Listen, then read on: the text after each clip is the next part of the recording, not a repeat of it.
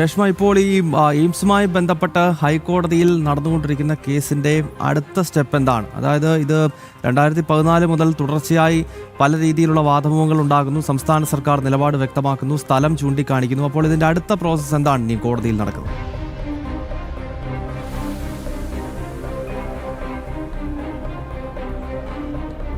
ഗൗതം, 2024 വന്ന ഈ പെറ്റീഷൻസ്, പൊതുതാൽപര്യ ഹർജികളാണ്. ആദ്യം ഗ്രേറ്റർ പിറവം ഡെവലപ്മെന്റ് ഫോറമാണ് ഹൈക്കോടതിയിൽ ഹർജി നൽകിയത്. അതിന് തൊട്ട് പിന്നാലെ തന്നെ ഒരു ഉപഹർജി കൂടി ഹൈക്കോടതിയിൽ എത്തി. അത് കാസർകോട്ടെ എയിംസ് ജനകീയ കൂട്ടായ്മയുടേതാണ്. എന്തായാലും നിലവിൽ ഇതിൽ ഇനിയുള്ള നടപടി എന്ന് പറയുന്നത് ഈ രണ്ട് ഹർജികളിലും, ഈ ഒരു ഉപഹർജിയിലും ഒരു പൊതുതാൽപര്യ ഹർജിയിലും ചീഫ് ജസ്റ്റിസ് അടങ്ങിയ ഡിവിഷൻ ബെഞ്ച് വാദം കേൾക്കും, വിശദമായിട്ട് തന്നെ വാദം കേൾക്കും. നിലവിൽ മറുപടി സത്യവാങ്മൂലമൊക്കെ തന്നെ സംസ്ഥാന സർക്കാർ നൽകിയിട്ടുണ്ട്. പക്ഷേ ആദ്യ രണ്ട് തവണയും ഒരു പോസിറ്റീവായിട്ടുള്ള ഒരു അഭിപ്രായം സംസ്ഥാന സർക്കാരിന്റെ ഭാഗത്തു നിന്നും പ്രതീക്ഷിക്കുന്നു എന്ന് പറഞ്ഞുകൊണ്ടാണ് ഈ മറുപടി സത്യവാങ്മൂലത്തിന് വേണ്ടിയിട്ട് ഹൈക്കോടതി മറ്റൊരു ദിവസത്തേക്ക് ഈ കേസുകൾ മാറ്റിയത്. ഈ കഴിഞ്ഞ ദിവസം ഇത് ലിസ്റ്റിലുണ്ടായിരുന്നു, പക്ഷേ ചീഫിന്റെ ബെഞ്ച് ഇല്ലാത്തത് കൊണ്ട് തന്നെ മറ്റൊരു ദിവസത്തേക്ക് മാറ്റിയിട്ടുണ്ട്. ഇനി തുടർ നടപടി എന്ന് പറയുന്നത് വിശദമായിട്ട് വാദം തന്നെയാണ്. നയപരമായിട്ടുള്ള ഒരു തീരുമാനത്തിന്റെ ഭാഗമാണ് എയിംസ് ഉൾപ്പെടെയുള്ള കാര്യങ്ങൾ ഉള്ളത്. അതായത് പോളിസി ഡിസിഷനാണ്. അതുകൊണ്ട് തന്നെ ആ ഒരു നയപരമായിട്ടുള്ള തീരുമാനത്തിൽ ഹൈക്കോടതിയുടെ ഭാഗത്തു നിന്നും ഇടപെടൽ ഉണ്ടാകില്ല. മറ്റൊന്ന്, പ്രധാനമായിട്ടും ഒരു പ്രയർ അല്ലെങ്കിൽ ആവശ്യമായിട്ട് ഈ ഹർജിയിൽ ഉന്നയിച്ചിരിക്കുന്നത് ഈ മാനദണ്ഡങ്ങൾക്ക് വിരുദ്ധമായിട്ടാണ്, അല്ലെങ്കിൽ കേന്ദ്ര സർക്കാരിന്റെ ചലഞ്ച് മെത്തേഡിന് വിരുദ്ധമായിട്ടാണ് ഈ പറയുന്ന കിനാലൂർ എന്നുള്ള സ്ഥലം തെരഞ്ഞെടുത്തിരിക്കുന്നത് സംസ്ഥാന സർക്കാർ. അതുകൊണ്ട് തന്നെ ആ ഒരു നടപടി റദ്ദാക്കണമെന്നുള്ള ഒരു ആവശ്യം ഈ കാസർകോട്ടെ എയിംസ് ജനകീയ കൂട്ടായ്മ ഉന്നയിക്കുന്നുണ്ട്. നേരത്തെ നമുക്കറിയാം, ഈ ചെറുവള്ളി എസ്റ്റേറ്റിന്റെ ആ ഭൂമിയൊക്കെ തന്നെ അതിന്റെ വിജ്ഞാപനം റദ്ദാക്കിയതിനുള്ള പ്രധാനപ്പെട്ട കാരണം ഈ സാമൂഹിക ആഘാത പഠനം അല്ലെങ്കിൽ അതിന്റെ വിദഗ്ധമായിട്ടുള്ള പഠനമൊന്നും നടത്താത്തതിന്റെ അടിസ്ഥാനത്തിലാണ്.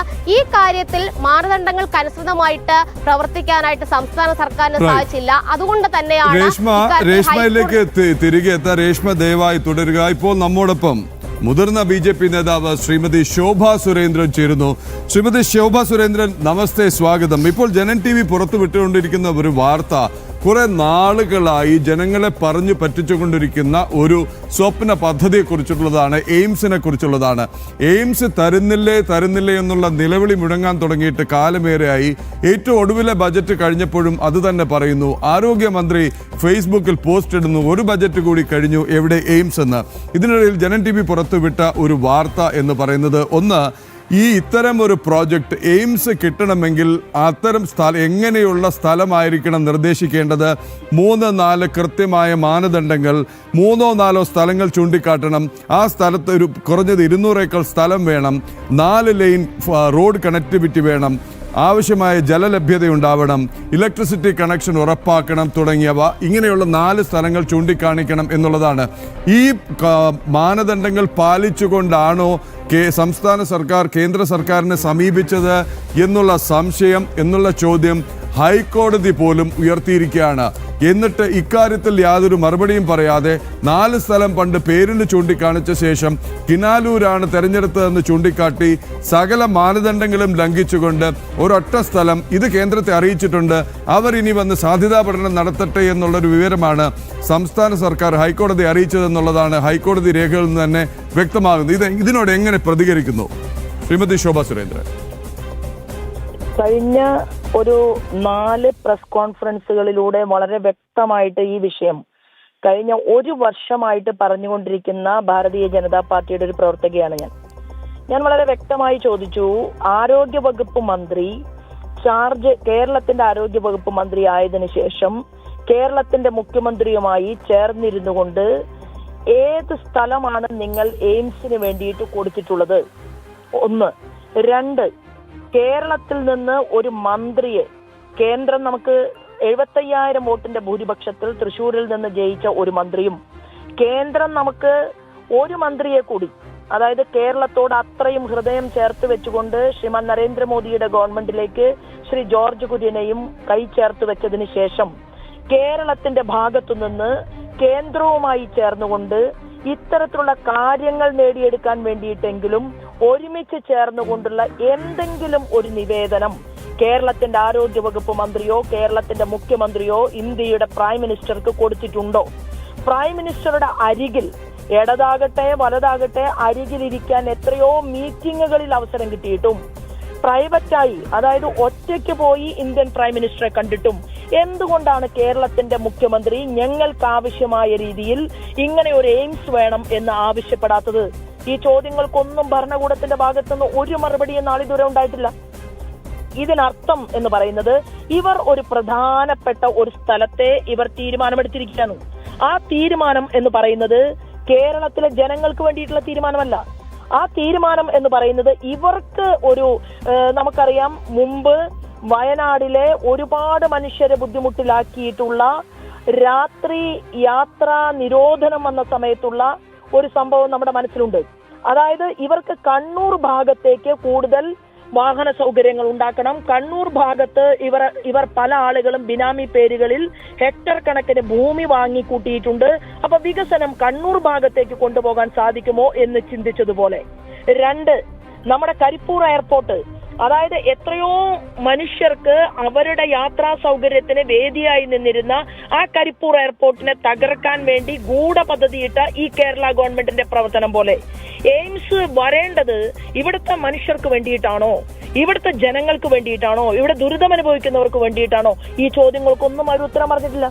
അപ്പൊ സംസ്ഥാനത്തിന്റെ കൃത്യമായിട്ടുള്ള അലംഭാവം എയിംസുമായി ബന്ധപ്പെട്ടുകൊണ്ട് ഉണ്ടായിട്ടുണ്ട് എന്നുള്ളത് ആവർത്തിച്ചുകൊണ്ടേ നമ്മൾ പറഞ്ഞുകൊണ്ടിരിക്കുകയാണ്.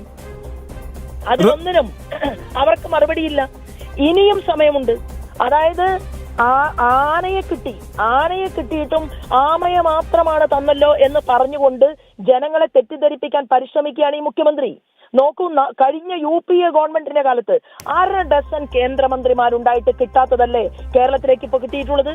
അതായത് 70,000 കോടി രൂപ മാത്രം UPA ഗവൺമെന്റിൽ, ഒന്നാം UPA ഗവൺമെന്റിൽ ഇടതുപക്ഷ ജനാധിപത്യ മുന്നണി അകമഴിഞ്ഞ് പിന്തുണച്ച ഒന്നാം UPA ഗവൺമെന്റും രണ്ടാം UPA ഗവൺമെന്റും ചേർന്നുകൊണ്ട് നമുക്ക് കേന്ദ്രത്തിന്റെ സഹായമായിട്ട് തന്നത് 70,000 കോടി രൂപയാണെങ്കിൽ ഒരാളും പറയാതെ, ഒരാളുടെയും നിർദ്ദേശമില്ലാതെ ഇവിടെ നിന്ന് പോയിട്ടുള്ള കേന്ദ്രമന്ത്രിമാരുടെ കൃത്യമായിട്ടുള്ള ഇടപെടലുണ്ട് എന്നുള്ള കാര്യത്തിൽ ഒരു തർക്കവും വേണ്ട. ഇവിടേക്ക് കോടിക്കണക്കിന് രൂപ നേടിയെടുക്കുകയും 3.2 ലക്ഷം കോടി രൂപയുടെ എയ്ഡ് വാങ്ങിക്കൊണ്ടുവന്നിട്ടും ഈ ഗവൺമെന്റ് ഞങ്ങളോട് നടത്തുന്നത് ക്രൂരമായ സമീപനമാണ് എന്ന് പറയാൻ എന്തോ ലജ്ജയില്ലേ ഇവർക്ക്, ഈ ഭരണകൂടത്തിന്? ഇങ്ങനെ എന്തെല്ലാം കേരളത്തിലേക്ക് കൊടുത്തു. റോഡുകളെല്ലാം വികസിപ്പിക്കപ്പെട്ടില്ലേ? ഇവിടുത്തെ റെയിൽവേയുടെ വികസനത്തെ കുറിച്ച് പറഞ്ഞാൽ അവാർഡ് വാങ്ങിയില്ലേ കേരളം അവാർഡ് വാങ്ങിയത് ഇവിടുത്തെ മുഖ്യമന്ത്രിയുടെ കഴിവുകൊണ്ടല്ല. കേരളം അവാർഡ് വാങ്ങിയത് അശ്വിനി വൈഷ്ണവിനെ പോലെയുള്ള, മുൻപ് ശ്രീമാൻ പീയൂഷ് ഗോയലിനെ പോലെയുള്ള അതിപ്രഗത്ഭന്മാരായിട്ടുള്ള ആളുകൾ റെയിൽവേ മന്ത്രിയായിട്ടിരിക്കുമ്പോ ഉദ്യോഗസ്ഥന്മാരെ കൊണ്ട് കൃത്യതയോടുകൂടി പണിയെടുപ്പിക്കാൻ, ജോലി ചെയ്യിപ്പിക്കാൻ സാധിച്ചുകൊണ്ടാണ്. അങ്ങനെ നമ്മുടെ റെയിൽവേയുടെ വൈദ്യുതീകരണം നടന്നപ്പോ കേരളം അതിന്റെ പേരിലും 1-ാം സ്ഥാനത്തെത്തുകയുണ്ടായി. എന്നാൽ ഇവർ ചോദിക്കുന്നത് പോലെ ഇവിടെ റെയിൽവേയുടെ വികസനത്തിനും റോഡിന്റെ വികസനത്തിനും അതുപോലെ തന്നെ വലിയ വൈദ്യുത പദ്ധതികൾ, തൃശ്ശൂരിലെ മണ്ണുത്തിയിലെ എത്രയോ കോടിക്കണക്കിന് രൂപയുടെ എത്ര മെഗാവാട്ട് ഉൽപാദനം നടത്തുന്ന വൈദ്യുത പദ്ധതിക്ക് കേന്ദ്ര ഗവൺമെന്റ് ആനുകൂല്യം കൊടുത്തു, അല്ലെങ്കിൽ അതിനുള്ള സാഹചര്യം ഉണ്ടാക്കി, അത് പണി പൂർത്തിയാക്കി. ഒരു ഫ്ലെക്സ് ബോർഡ് പോലും വെച്ചില്ലല്ലോ ശ്രീമാൻ നരേന്ദ്രമോദിയുടെ കേന്ദ്ര ഗവൺമെന്റിന്റെ. അപ്പൊ ഇവിടെ കേന്ദ്രം കൊടുക്കുന്നതെല്ലാം വാങ്ങിയെടുത്ത് പേര് മാറ്റി അതിൽ തന്റെ മുഖം പ്രിന്റ് ചെയ്ത് കേരളത്തിലെ ജനങ്ങളുടെ മുന്നിൽ എത്തിക്കാൻ സാധിക്കുമോ എന്ന് നോക്കുന്ന, എന്നാൽ വാങ്ങാൻ പോലും പ്രതിബദ്ധത കാണിക്കാത്ത ഒരു മുഖ്യമന്ത്രിയാണ് കേരളത്തിന്റെ ഭരണകൂടത്തിന് നേതൃത്വം നൽകുന്നത്. അപ്പൊ പിന്നെ പ്രതിപക്ഷ നേതാവ് നന്നാവണ്ടേ? പ്രതിപക്ഷ നേതാവിന്റെ റോൾ എന്താണ്? കേരളത്തിന്റെ മുഖ്യമന്ത്രിക്ക് ബുദ്ധിമുട്ടുണ്ടാകുന്നുണ്ടോ? അദ്ദേഹം വിയർക്കുന്നുണ്ടോ? അദ്ദേഹം ചില ആളുകൾ മനുഷ്യർ ചോദിക്കുന്ന ചോദ്യത്തിന് ഉത്തരം പറയാൻ ബുദ്ധിമുട്ടുന്നുണ്ടോ എങ്കിൽ അദ്ദേഹത്തെ രക്ഷിക്കാൻ വേണ്ടി രാഷ്ട്രീയ ചർച്ചകൾ വഴിതിരിച്ചുവിടുന്ന ഒരു പ്രതിപക്ഷ നേതാവാണ് കേരളത്തിനുള്ളത്. അത് കേരളത്തിന്റെ വലിയ ശാപമാണ്. കാരണം ഭരണപക്ഷവും പ്രതിപക്ഷവും ആഗ്രഹിക്കുന്നത് ഇന്ത്യൻ പ്രധാനമന്ത്രിയുടെയും ഭരണകൂടത്തിന്റെയും കൈകളിൽ നിന്ന് എങ്ങനെയാണ് ഇഴഞ്ഞു തീരുന്ന വേഗതയിൽ എങ്ങനെ പദ്ധതികളെ താളം തെറ്റിക്കാം, ഇതാണ് രണ്ടു കൂട്ടരും പരിശ്രമിക്കുന്നത്. എങ്ങനെയാണ് കേരളം നന്നാവുക?